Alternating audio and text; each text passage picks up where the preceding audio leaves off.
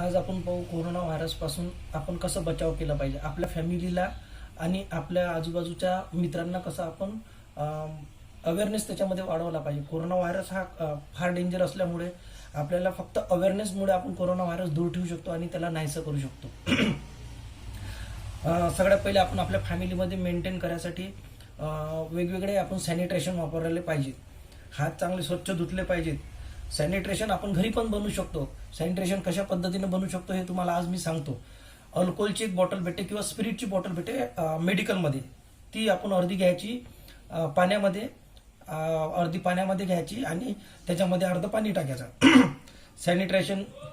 सॅनिटेशनच्या बॉटलमध्ये स्प्रेच्या बॉटलमध्ये ते टाकून आपण स्प्रे करू शकतो हातावर वगैरे. तर ते तुम्ही एखादा व्हिडिओ सुद्धा पाहू शकता त्याचा युट्यूबवर, सॅनिटेशन कसं बनवता येते. त्याच्यानंतर फूड हे तुम्ही नेहमी बॉईल करून खाल्लं पाहिजेत, कारण बाहेरून आलेलं फूड हे कंटॅमिनेटेड असू शकते. कारण आपण भाजी सब्जी मंडीमध्ये जातो त्यावेळेला वेगवेगळे तिथं पब्लिक येते. पब्लिक हे सुद्धा इन्फेक्ट असू शकते आणि त्यांचं जो थ्रोटमधून जे सलावा निघते, थ्रोटमधून जो ड्रॉपलेट इन्फेक्शन, आपण त्याला मायक्रोबायोलॉजीच्या लँग्वेजमध्ये म्हणतो ड्रॉपलेट इन्फेक्शन, तो त्यामुळे सुद्धा कोरोना व्हायरस हा तुम्हाला होऊ शकते. ड्रॉपलेट इन्फेक्शन म्हणजे थुका जो आपण बोलताना उडतो, तो भाजीवर उडून तो तुमच्या घरात येऊ शकते. त्यामुळेच फूड पण हे तुम्ही चांगलं स्वच्छ आल्या स्वच्छ धुवून, बाहेरच्या बाहेर स्वच्छ धुवून, दुधाची पुडी सुद्धा बाहेरच्या बाहेर स्वच्छ धुवून तुम्ही ते सध्या वापरायला पाहिजे. त्याच्यानंतर मास्क सुद्धा तुम्ही स्टरलाइज केलं पाहिजेत. स्टरलाइज कशा पद्धतीनं केलं पाहिजेत मास्क, कुकरमध्ये थोडंसं पाणी घेऊन त्याच्यावर एक कुकरच्या भांड्यामध्ये तुम्ही तुमचं मास्क ठेवून ते तुम्ही 15 ते 20 मिनिटं स्टरलाइज केलं पाहिजे. त्याच्यामध्ये एक सुद्धा जंतू राहत नाही स्टरलाइज केल्यामुळे.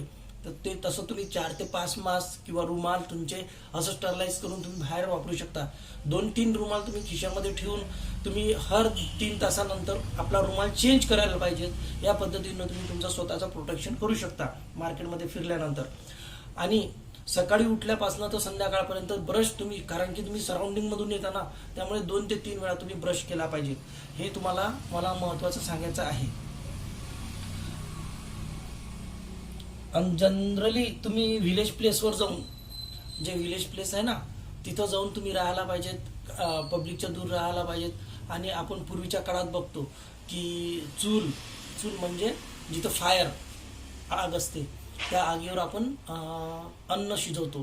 तर ज्या वेळेला आपण फायर पेटवतो तर फायरच्या जवळजवळ 3 ते 5 फुटाच्या अंतराच्या घेरमध्ये कोणताही व्हायरस, बॅक्टेरिया तिथं जिवंत राहू शकत नाही किंवा तो येत नाही, कारण की जो फ्युमिगेशन चालू राहते तिथं, त्या फ्युमिगेशनच्या तो दूर राहतो.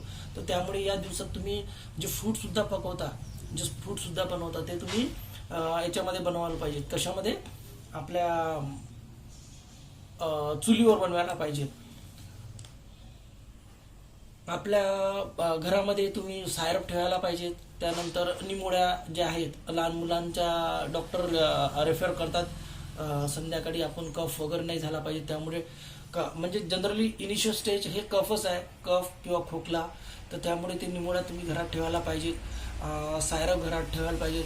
जसं तुम्हाला काही असं थ्रोट इन्फेक्शन किंवा काही वाटलं तर स्ट्रेप्सिल खायला पाहिजेत.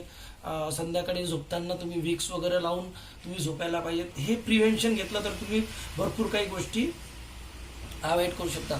दुसऱ्यासोबत जर कॉन्टॅक्ट आला तुमचा तर तो कीप डिस्टन्स ठेवायला पाहिजे. 3 ते 4 फुटापर्यंत तुम्ही त्याच्याशी बोलू नका, कारण बोलताना तुमचं जे तोंडामधलं मायक्रोवियल फ्लोरा म्हणतो आपण त्याला, तो दूर राहायला पाहिजे. तुम्हाला एक एक्झाम्पल सुद्धा देऊ शकतो. ज्या वेळेला तुम्ही सकाळी उठल्यानंतर तुम्ही ब्रश न करता तुम्ही आरशासमोर गेल्यानंतर तुम्ही असं करता, असं केल्यानंतर तुम्ही पाहता आरशावर कितीतरी बारीक बारीक बिंदू बसलेले दिसतात.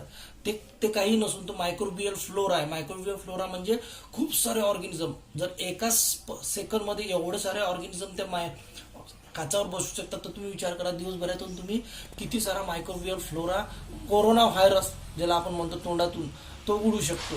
तर त्यामुळे तुम्ही हे अवॉइड केलं पाहिजे. त्याच्यानंतर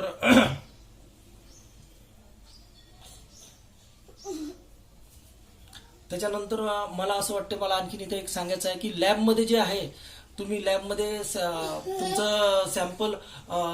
तुमचं सॅम्पल जे आहे ते तुम्ही टेस्ट करायला देता, त्या सॅम्पलमध्ये सुद्धा तो व्हायरस फैलू शकतो. त्यामुळे सॅम्पल सुद्धा कुठं देऊ नका. देताना सुद्धा त्यांना सांगा आय एम पॉझिटिव्ह. ज्या वेळेला तुम्ही सांगता आय एम पॉझिटिव्ह, त्यावेळेला सगळेजण तुमच्यासोबत कीप डिस्टन्स ठेवतील आणि तुम्हाला कॉपरेट करतील की कशा पद्धतीनं तुम्हाला चांगलं व्हायचं आहे. त्यामुळे लॅबमध्ये देताना सुद्धा तुम्ही अवॉइड करायला पाहिजेत की सॅम्पल दिल्यानंतर की त्यांना सांगायला पाहिजे की sample make it preservative properly in manage. तर बस मला काही गोष्टी अशा सांगायच्या होत्या तुम्हाला.